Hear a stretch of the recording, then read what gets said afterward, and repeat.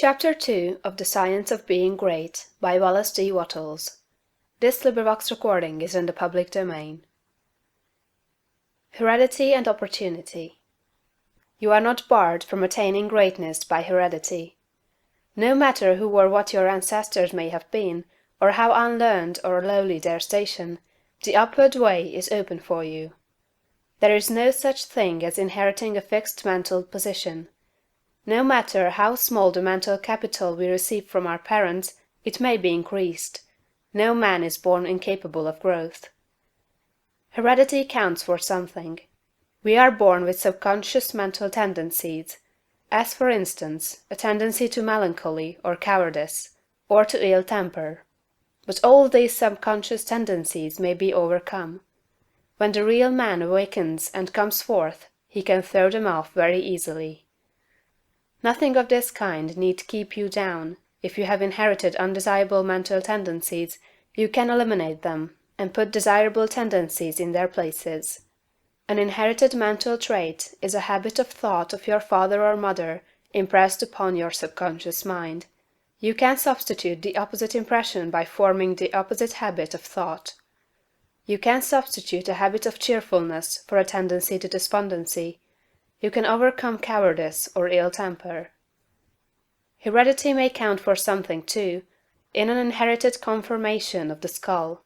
There is something in phrenology, if not as much as its exponents claim. It is true that the different faculties are localized in the brain, and that the power of a faculty depends upon the number of active brain cells in its area.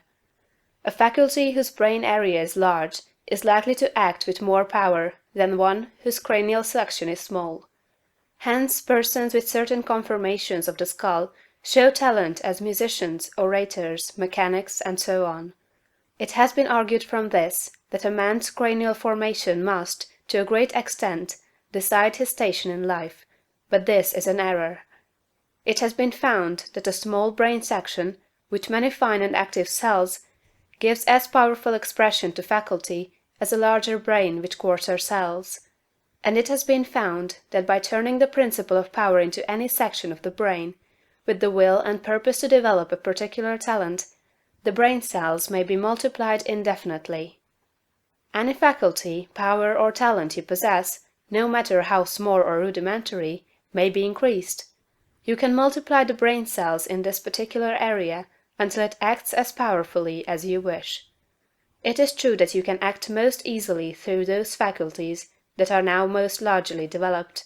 You can do, with the least effort, the things which come naturally, but it is also true that if you make the necessary effort you can develop any talent. You can do what you desire to do, and become what you want to be. When you fix upon some ideal, and proceed as hereinafter directed, all the power of your being is turned into the faculties required in the realization of that ideal.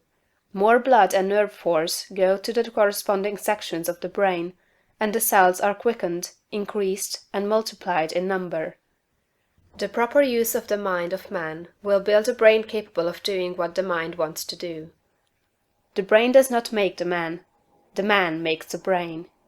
Your place in life is not fixed by heredity. Nor are you condemned to the lower levels by circumstances or lack of opportunity. The principle of power in man is sufficient for all the requirements of his soul. No possible combination of circumstances can keep him down, if he makes his personal attitude right and determines to rise. The power which formed man and purposed him for growth also controls the circumstances of society, industry, and government. And this power is never divided against itself. The power which is in you is in the things around you, and when you begin to move forward, the things will arrange themselves for your advantage, as described in later chapters of this book. Man was formed for growth, and all things external were designed to promote his growth. No sooner does a man awaken his soul and enter on the advancing way, than he finds that not only is God for him, but nature, society, and his fellow men are for him also, and all things work together for his good if he obeys the law. Poverty is no bar to greatness, for poverty can always be removed. Martin Luther, as a child, sang in the streets for bread. Linnaeus, the naturalist, had only $40 with which to educate himself. He mended his own shoes, and often had to beg meals from his friends. Hugh Miller, apprenticed to a stonemason, began to study geology in a quarry. George Stephenson, inventor of the locomotive engine, and one of the greatest of civil engineers, was a coal miner, working in a mine, when he awakened and began to think. James Watt was a sickly child, and was not strong enough to be sent to school.